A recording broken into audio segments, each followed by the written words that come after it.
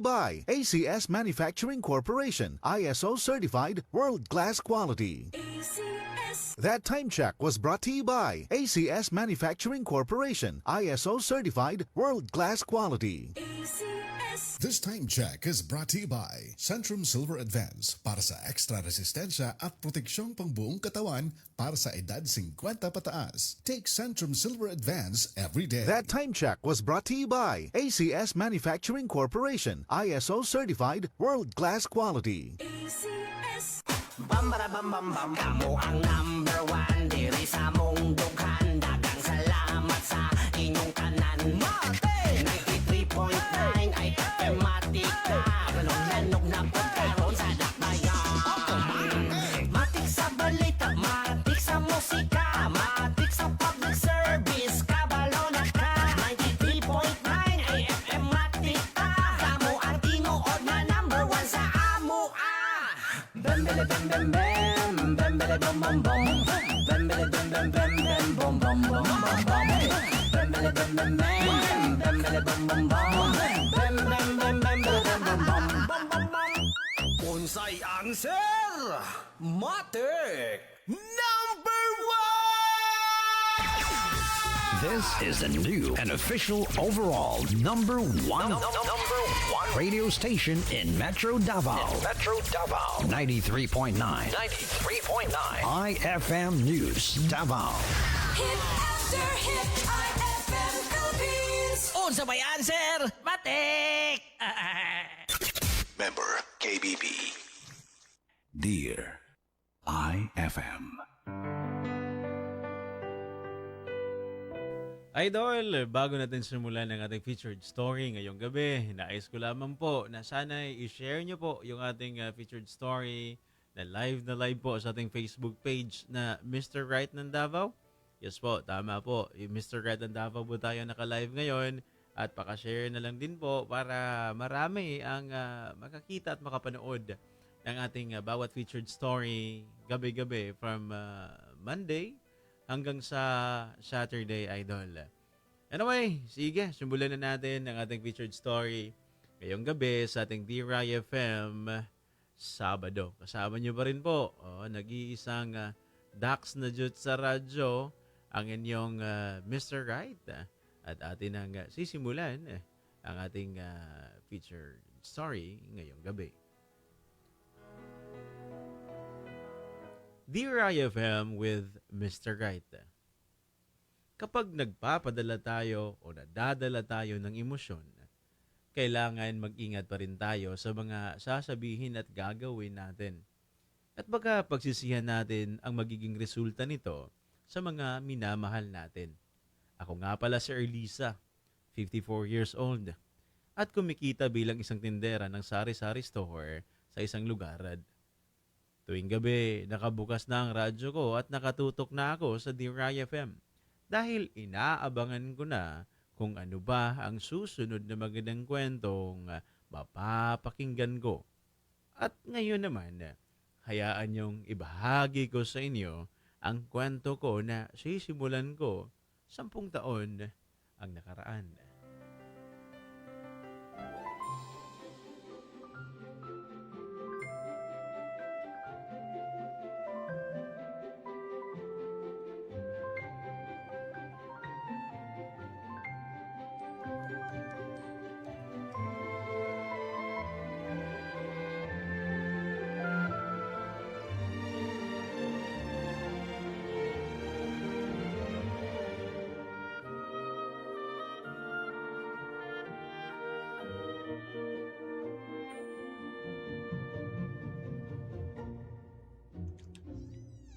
Ay, salamat, Eddie. Dumating ka na. Oh, kanina mo pa ba ako hinihintay? Pasok muna ako sa loob ng bahay at pagod na ako. O kumain ka na ba? Sandali, paupo lang ako. Ay, salamat. Nakauwi na rin. Nagluto ako ng ulam dyan kung gusto mong kumain. Kumain na rin ako sa labas. Baka kasi maipit ako sa traffic, di nilagyan ko na ng laman yung tiyan ko.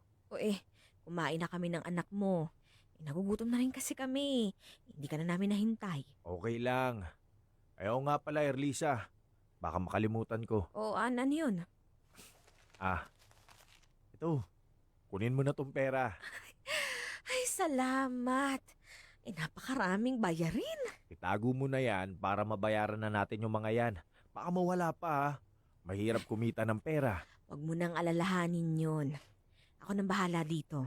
O bueno, si Carla ba? Natutulog na? Gising pa. Sandali nga. Tatawagin ko lang. Carla! Carla! Kausapin ka raw ng tatay mo, Carla! Mano po, Tay? May sasabihin po kayo sa akin? Anak. Sasabihan lang kita ha. Medyo mahirap kumita ng pera ngayon. Baka lang mabawasan na yung ibinibigay kong baon sa'yo. Okay lang po yun, Tay. Makakagawa naman po ako ng paraan. Talaga? Ano naman yung gagawin mo para madagdagan yung baon mo? May opening po kasi sa isang fast food restaurant na malapit sa school. Binabala ko pong pumasok doon para sana kahit papano ho, makatulong po ako sa inyo ni nanay. Bale, magiging working student po ako. Pero anak, kaya mo ba? Hindi ba makakaapekto yan sa pag-aaral mo? Nay, kakayanin ko po yun, syempre. Basta, gagawin ko ho ang lahat para po sa inyo. Ikaw ang bahala, anak. Kung yan ang desisyon mo, susuportahan ka namin ng nanay mo. Ganyan naman dapat ang pamilya eh. Hindi baling mahirap tayo. Basta ang importante, hindi tayo nagkakawatak-watak. Buo pa rin at nagmamahala ng pamilya natin.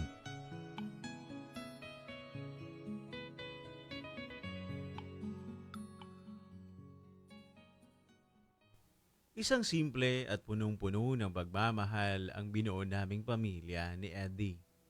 Hindi man kami mayaman at salat man kami sa karunungan ni Eddie dahil pareho kaming hindi nakapagtapos sa pag-aaral, pero masaya kaming nabubuhay kasama ang anak namin. Isang taxi driver si Eddie at tindera naman ako. Nagtutulungan kaming mag-asawa para mabuhay kami. Ginagawa talaga namin ang lahat para makapagtapos sa pag-aaral si Carla. At hindi naman niya kami binigo dahil laging magaganda ang mga nakukuha niyang marka sa eskwela. Kahit hindi maiwasang mahirap talaga ang buhay, wala na akong mahihiling pa dahil kontento na naman ako sa nangyayari sa amin. Pero hindi ko akalaing may darating na problema na susubok talaga sa pamilya namin.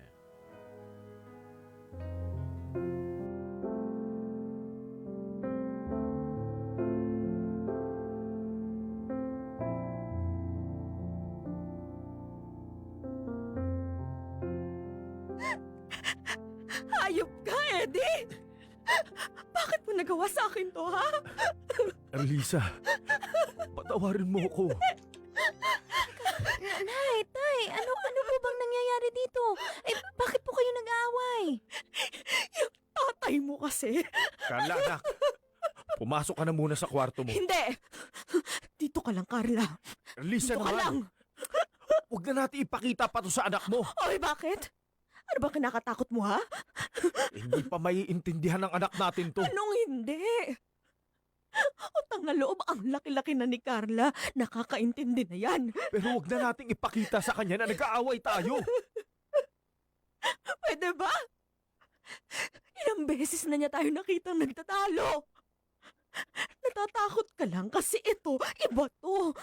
Malaki talaga yung ginawa mong kasalanan dito. Teka, Nay, ano po ba talaga yung kasalanan ni Tatay? Anak, ipapaliwanag ko sa'yo. Huwag ka sana mabibigla. Tumigil ka. Huwag mo nang pagagandahin, diretsuhin mo na. Niloko mo ako, hayop ka! Nay, huwag naman po kayong magsalita ng ganyan kay Tatay. At bakit hindi? Bakit ikaw, ha, Carla? Okay lang ba sa'yo na niloloko ko ng tatay mo? Arlisa, huwag mo nang idama yung anak mo. Yan ang problema eh. Kahit mali na, kayong mag-ama nagkakampihan pa rin kayo. Nay, wala naman pong ganyan. Baka naman po pwedeng pag-usapan nyo na lang muna ni Tatay to. Maayos nyo naman po. Hindi! Wala na akong balak makipag-ayos sa kanya. Nay naman! Erlisa, huminahon ka lang. Natukso lang naman ako eh. Isang beses ko lang nagawa yung kasalanan ko na yun. Anong sinasabi mo, ha? Ano, dapat ba ako magpasalamat sa Diyos kasi isang beses mo lang ginawa yun, ha? Ang kapal naman ng mukha mo! Ano bang pwede kong gawin para lang mapatawad mo ko? Hindi kita mapapatawad! At lalong hindi ko kailangan ng asawang manloloko kaya lumayas ka dito!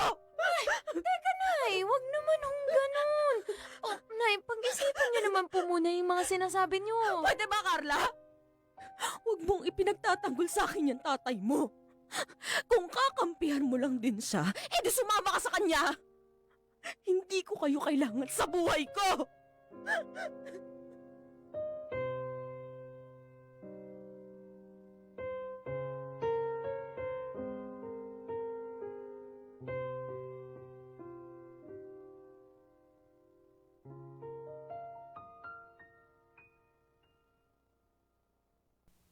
Idol, sobrang sakit talaga para sa akin ang ginawa ni Eddie sa pamilya namin. Babait at responsableng tao ang pagkakakilala ko sa asawa ko. Hindi ko talaga akalaing darating din ang oras na magagawa niyang magtaksil sa akin. Naisip kong iba talaga ang nagagawa ng tukso kahit sa pinakamatinong tao. Mahirap talaga para sa akin na matanggap at patawarin siya sa ginawa niya. Kaya nanindigan akong dapat siyang lumaya sa bahay namin. Alam kong galit sa akin ang anak ko pero kailangan kong ipakita sa kanya na hindi ko pwedeng hayaan na lang ang kasalanan sa akin ng tatay niya. Alam kong wala namang mali sa ginawa ko pero hindi ko naisip na pagsisisihan ko pa rin ang ginawa ko.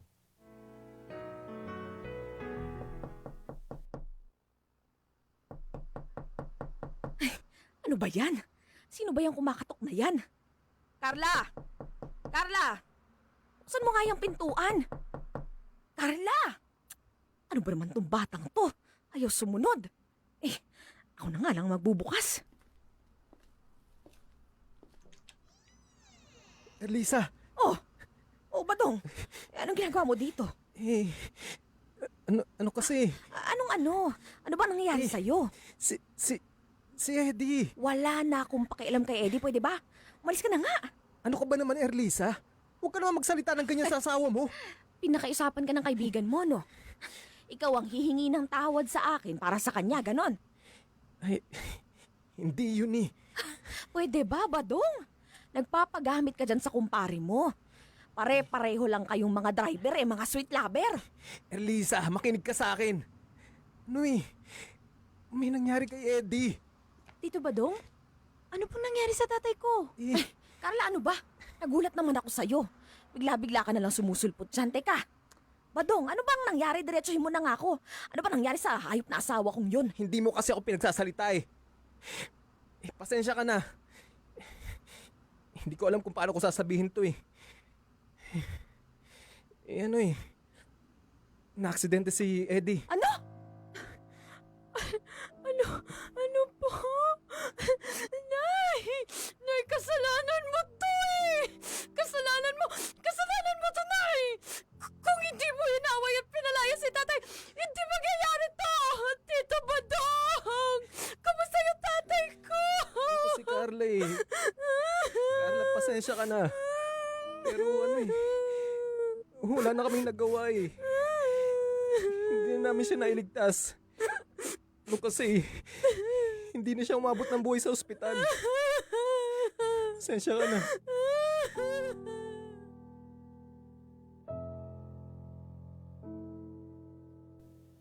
Hindi ko maipalawanag ang mga nararamdaman ko noong mga oras na nalaman kong wala na ang asawa ko. Parang pinagsakluban ako ng langit at lupa dahil alam kong ako ang may kasalanan kung bakit napahamak si Eddie.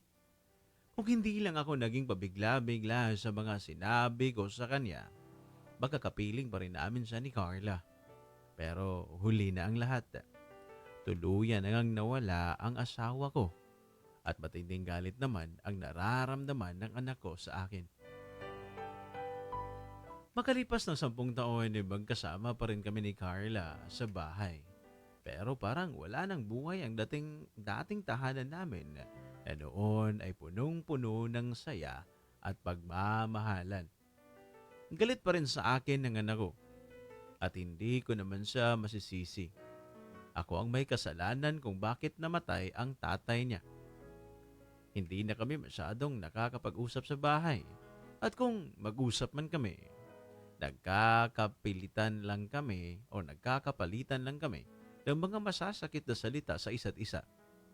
Idol, mahal ko ang anak ko.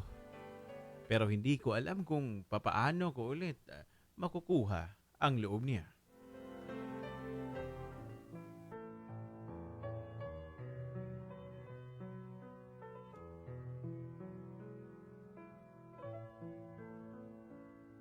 O Carla, alis na ako. Ikaw bahala. Bakit ba kasi ayaw mong sumama sa akin lumabas? Ay, may gagawin pa ako, Paul. Sus, may gagawin daw. Alam mo, tinatamad ka lang eh. Okay, fine. Kasama na rin yun dun. Gusto ko rin matulog. Ilang araw na akong pagod sa trabaho, Paul. Okay lang yan. Malilibang ka naman kapag lumabas tayo eh. Hindi na. Sige na. Ikaw na lang muna. Okay. Pasensya ka na. O sige. Hindi na kita mapipilit dyan. Paulit-ulit na ako eh. Mauna na ako ha. Oh, siya. Sige na. Ingat ka. I love you, okay? I love you too. Nay. Alis na ako ha. Uy, Nay.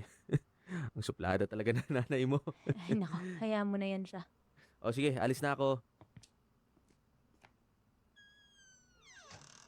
Nay, kapag nagpapaalam sa inyo, sumagot naman kayo.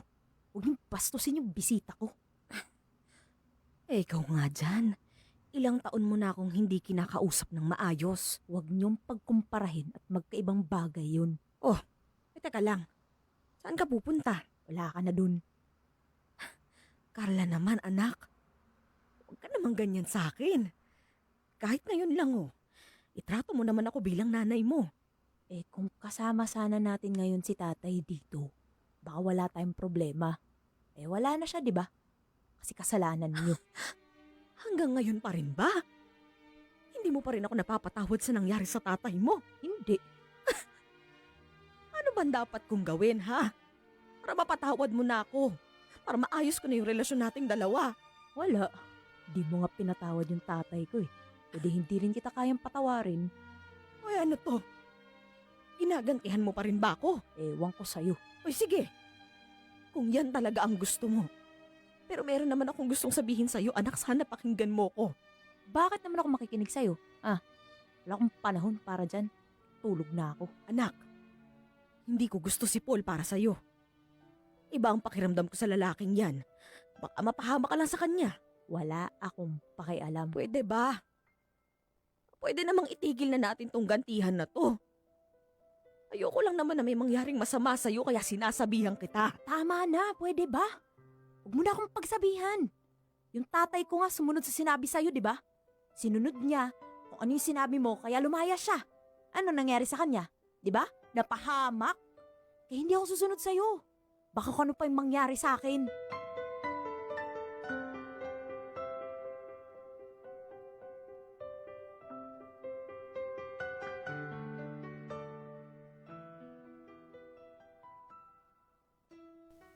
Idol, napakasakit para sa isang inang katulad ko na kausapin ako sa ganyang paraan ng sarili kong anak. Pero ano ba ang magagawa ko? Ako ang may kasalanan kung bakit ginagawa niya ito sa akin. Tinanggap ko na lang sa sarili ko nga pagdudusahan ko na lang habang buhay ang naging kasalanan ko. Pero kailangan pa rin ipaalam ko sa kanya na hindi ko gusto ang karelasyon niya ngayon. Iba ang pakiramdam ko sa lalaking yon at mahirap pa dito.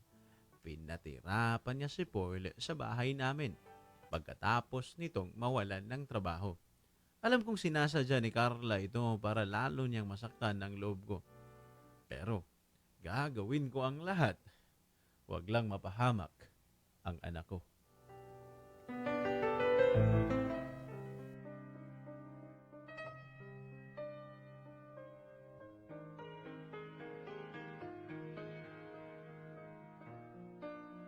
Paul, O bakit? pwede ba? Kunti titira ka sa bahay na to, matuto ka makisama sa amin ng maayos.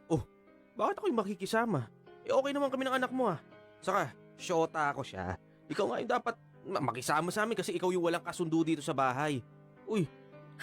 Pwede ba? Huwag mo nga akong binabastos. Oo na, sige na. Ano ba problema mo? Aba, itong pinagkainan mo. Hindi mo man lang magawang hugasan. Uy, bakit ko hugasan yan? Ang ibig mo bang sabihin, hindi ka talaga magkukusa na hugasan yan? Hindi. Nandiyan naman kayo Talaga nga naman Napakakapal naman ng mukha mo. Matagal ko nang alam yan, Nay. Salamat Nakita mo yan? Iba talaga ang kapal ng mukha mo no? Nakikitira ka na nga lang dito, nakuha mo pang mambabae. Ako, hindi ko alam yung sinasabi Pwede bang huwag kang magmaang-maangan dyan? Narinig kitang may kausap ka kagabi. Baka guni-guni mo lang yan. Hindi. Sigurado ako. Ay, nako. Ikaw yung narinig ko habang nasa kwarto ka. May kausap kang babae dyan sa cellphone mo. May kausap lang akong babae, nang bababae na agad. Labo nyo naman. Sa dating ng usapan nyo, alam kong naglalandian kayo. Ang tindi-tindi mo namang bata ka. Porkit wala lang yung anak ko dito sa bahay kagabi, ang lakas na ng loob mong lokohin siya. Alam nyo na, napapraning lang kayo. Sa bagay, nang babae kasi yung dating asawa. Pwede ba? Yung bibig mo, huwag mong dinadama yung asawa ko dito. Bakit galit na galit ka? Alam nyo, palibhasa kasi, ikaw yung may kasalanan kung bakit namatay yung asawa mo. Alam ko oo na ako na. Matagal ko nang tinanggap yon. Matagal ko nang tinanggap na ako yung may kasalanan kung bakit napahamak ang asawa ko.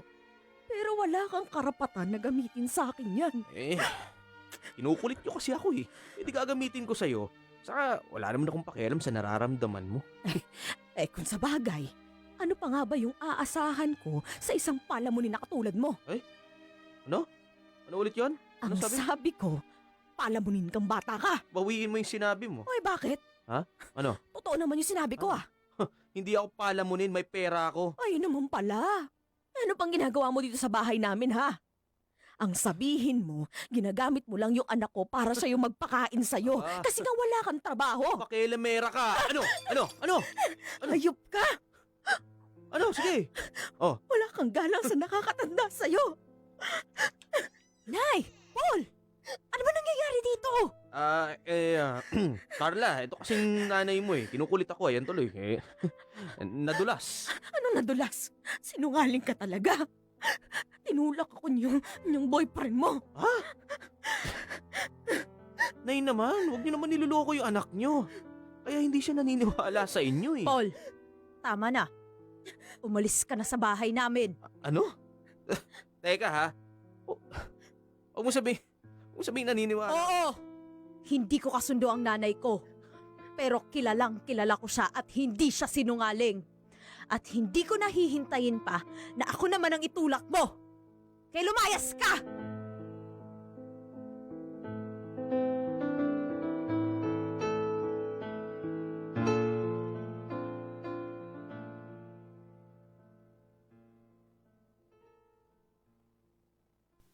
Magmula nang namatay si Eddie, napapansin ko nang may mga naging pagbabago kay Carla. Parang mas lalong naging matibay sa buhay at lalong naging matapang ang anak ko. Kaya siguro natakot na lang si Paul sa kanya at umalis na lang ng bahay. Agad akong dinala ni Carla noon sa ospital para ipatingin ako. At mabuti na lang at wala namang naging problema sa pagkatulak ni Paul sa akin. Nabuhayan ako ng loob. Hindi ako pwedeng magkamali. Alam kong may natitira pa ring pagmamahal at pagmamalasakit sa akin ang anak ko.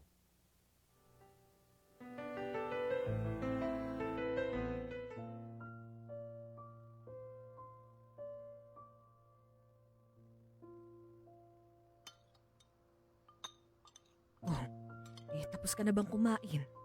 Opo, Nay. Aalis ka na ba? Nagmamadali na ho ako. Teka lang. Maaga pa naman. Ayokong maabutan ng traffic. Carla, baka naman pwedeng makapag-usap muna tayo. Nay, wag na. Carla, anak. Salamat nga pala ha. Saan? Ako yung kinampihan mo. Hindi si Paul. Dahil yun ang tama. Ginawa ko lang yun dahil yun yung tama. Yun naman yung tinuro sa'yo ng tatay mo, di ba? Nung bata ka pa. Yun lang ba yun? Kasi aalis na ako, nagmamadali na ako. At saka anak, salamat din kasi dinala mo ko agad sa ospital. Malamang, baka ano pa mangyari sa'yo dyan. Mahirap na. Anak, kahit ganyan ka makipag-usap sa akin, alam kong lahat ng yun, isa lang yung ibig sabihin nun. May malasakit ka pa rin para sa Aalis akin. na ako. Kailan ba tayo mag-uusap ng maayos, Carla? Hindi yung ganito. Nag-uusap nga tayo pero mailangan tayo sa isa't isa. Ma, hindi ko alam, okay? Anak, hanggang kailan mo ba ako parurusahan? Hanggang kailan mo ba ako gagantihan? Ewan ko. Wala akong sagot dyan eh.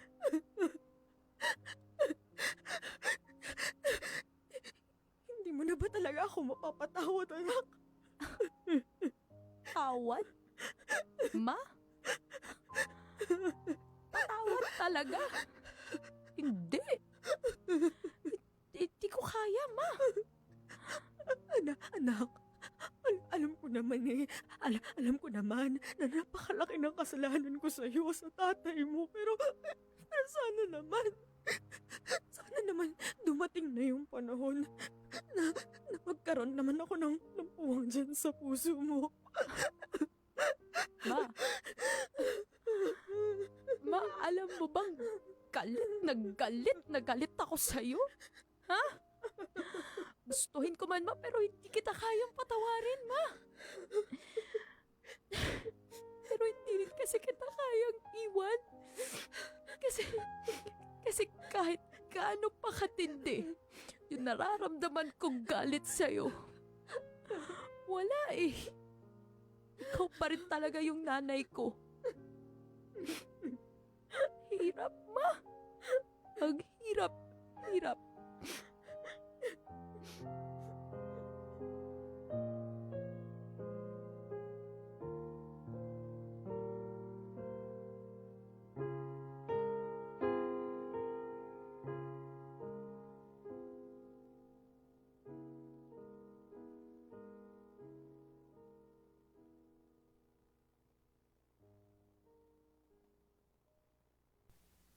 Bigo pa rin akong makuha ang kapatawaran na matagal ko nang hinihintay, Mr. Wright.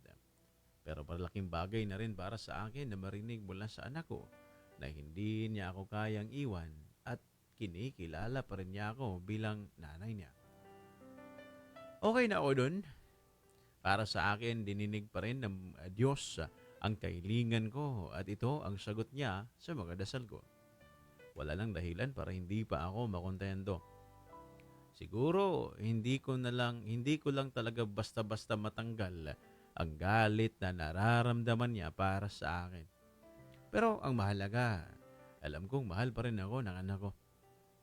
Maraming salamat, Mr. Wright, Dear IFM, at sa mga tagapakinig ng programang ito sa pagkakataong maibahagi ko sa inyo ang kwento namin ni Carla. Hanggang dito na lang muna at sana'y magpatuloy pa rin ang programa ninyo. Nagmamahal, Erlisa.